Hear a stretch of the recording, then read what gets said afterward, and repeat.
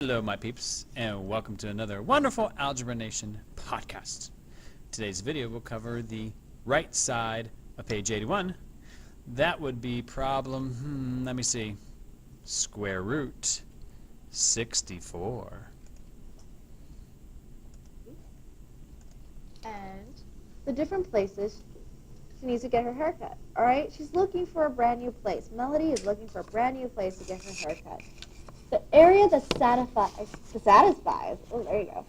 satisfies both inequalities in the following system of linear inequalities represents all the places Melody has not already tried. So clearly Melody has tried a lot of different haircutting places. She wants to try something new. Let's see what we could do. So we have two inequalities. So that represents all the places Melody has not already tried yet. All right? Which of these coordinates represents a new salon Melody can try? All right. So I could do two things. I could graph this out and graph the system of inequalities on graph paper and see where these points, if any of these points, fall into the solution area. I could do that. However, I could also plug and chug. It's up to you. For here, I'm going to show you how to plug and chug. But remember, on the EOC, you will have both scratch paper and graph paper, so you can choose either way. All right? So here we go. I have y is less than 7 over 2x minus 3, and y is less than 5x plus 2.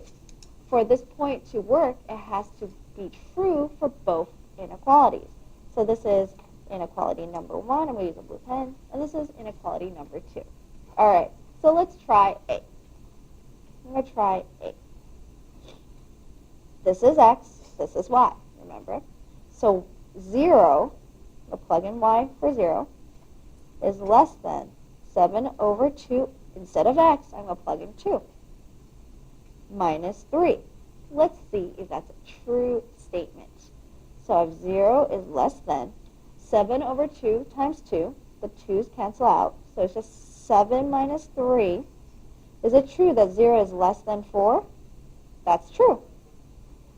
All right? So let's try equation number 2.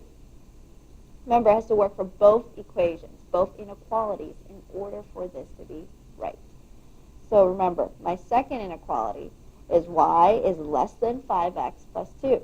So instead of y, plug in 0, less than 5x. Instead of 5 times x, I'm going to say it's 5 times 2 now, plus 2. All right. 0 is less than. 5 times 2 is 10 plus 2.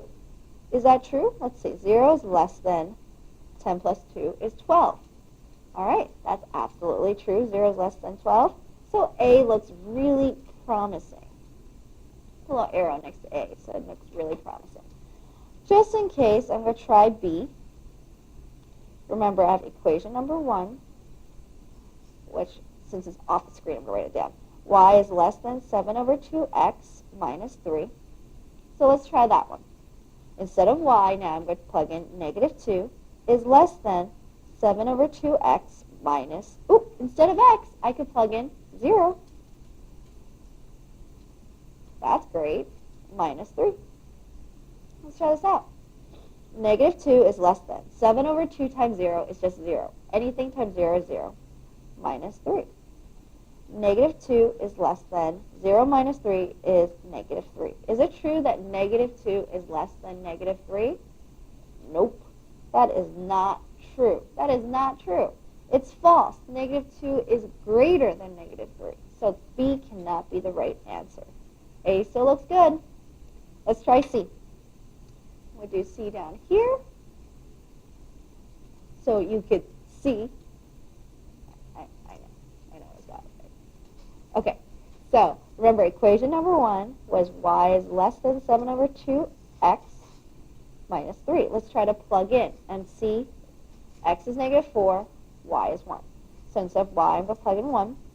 Less than 7 over 2 times x. Instead of x, I'm going to plug in negative 4 right here, minus 3. All right. So I have 1 is less than 7 over 2 times negative 4. I could actually cross this out. 2 goes into negative 4, negative 2 times. So it's negative 14 minus 3. If you weren't sure what I did here, don't worry about it. You could always multiply straight across instead of reducing when you're multiplying fractions. Check out our multiplying fractions video if you want to review that. All right, back to here. 1 is less than negative 14 minus 3. 1 is less than. Negative 14 minus 3 is negative 17. Is it true that 1 is less than negative 17? Absolutely not. So that is wrong. Since that's wrong, I don't even have to try out the second equation. I don't even have to try out that second inequality. I don't need it. The first one's already wrong. I could stop there. So C doesn't work. D, I should still have D. A is looking great. I'm going to try D and see what I get. So I have D here. I'm doing D now. So I have equation number 1. Back to equation number 1. Y is less than 7 over 2x minus 3. All right. Ooh, there you go. I have y. Instead of y, I'm going to plug in negative 2 is less than 7 over 2 times x, which is negative 3 minus 3. All right. So negative 2 is less than. All right, 7 over 2 times negative 3.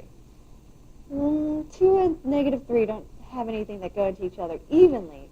So what I can do for this case is change 7 over 2 into a decimal. 7, oops, that was an 8.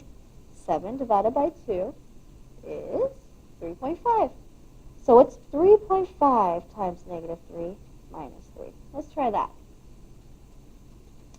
Negative 2 is less than, let's try 3.5 times, just hit the times, 3, make it a negative, is equal to negative 10.5 minus 3. Is it true that negative 2 is less than negative 10.5 minus 3, which is negative 13.5? No, absolutely not. Negative 2 is greater than negative 13.5, so that's wrong as well. The only one that was right, that worked for not just one, but both equations, was A. So A is the correct answer, 2, 0. All right, if you have any questions on that problem, just ask your questions.